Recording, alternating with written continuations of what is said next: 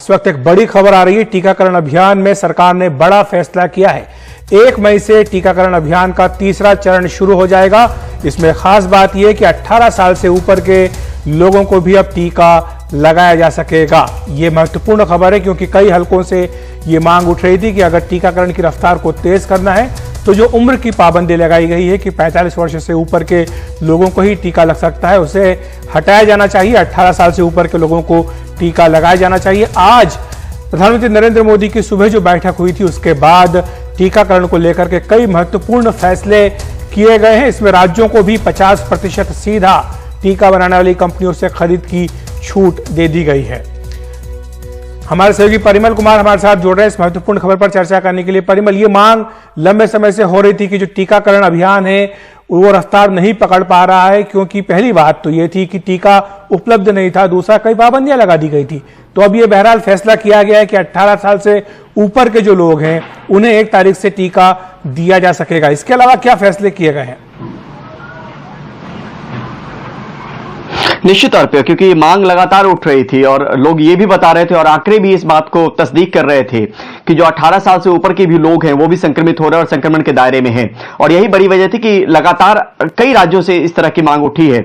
अब ये छूट होगी राज्यों के पास, राज्य सरकारों के पास, कि वो सीधे मैन्युफैक्चरर जो टीका बनाने वाली कंपनी है उससे टीका खरीद सके और 18 साल से ऊपर के तमाम लोगों को, जिनको भी चाहे और जो लोग भी चाहें, वो टीकाकरण में शामिल हो सकते हैं, टीका ले सकते हैं। और इससे पहले ये केंद्र की तरफ से टीका जो है वो राज्यों को सप्लाई होता था कि लेकिन अब ये मैन्युफैक्चरर से सीधा खरीद सकते हैं। और इसके पीछे अहम वजह ये भी देखा जाना चाहिए कि अब तक 2 टीके जो हैं वो टीकाकरण अभियान में शामिल है। स्पुतनिक को मंजूरी मिली है, स्पुतनिक वी को, लेकिन अब तक कुछ वक्त लगेगा उसको जब टीका अभियान में शामिल किया जाएगा। साथ में जो विदेशी टीकों को शामिल करने की बात थी उसके तहत भी फाइजर, मॉडर्ना और जॉनसन एंड जॉनसन का जो टीका है उसके लिए भी रास्ता साफ कर दिया, जिसमें drug controller general of India को 3 दिन के अंदर कोई फैसला लेना पड़ेगा अगर कोई विदेशी कंपनी अप्लाई करती है। तो यानी बहुत लंबी प्रक्रिया से नहीं गुजरना पड़ेगा, क्योंकि स्पुतनिक वी को भी हमने देखा करीब 2 महीने का वक्त लगा उसको। तो जाहिर सी बात है कि आपको बड़ी संख्या में टीके चाहिए।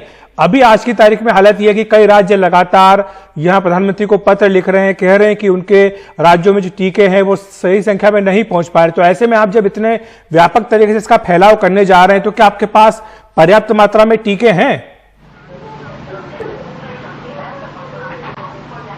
उसी का रास्ता सुनिश्चित किया गया है। जो फैसले लिए गए हैं इस बीच में, स्पुतनिक वी की मंजूरी हो या फिर विदेशी टीकों को भारत में आने की बात हो, जिसको लेकर कहा गया है कि 3 दिन में उन टीकों को आपको हामी भरनी पड़ेगी या जो भी निर्णय लेना है वो लेना पड़ेगा drug controller general of India को।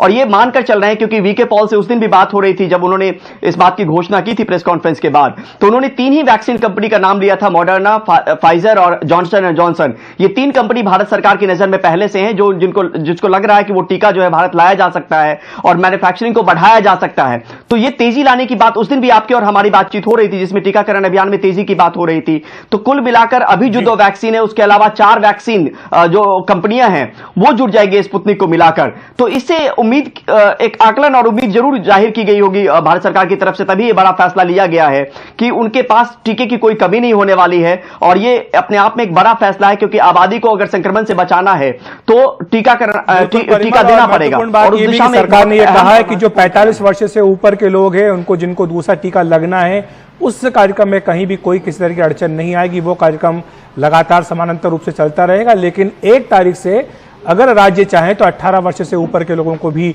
टीका लगा सकते हैं। और जैसा परिमल जानकारी दे रहे हैं, महत्वपूर्ण कि जल्दी ही भारत के पास करीब 4 और वैक्सीन होंगी।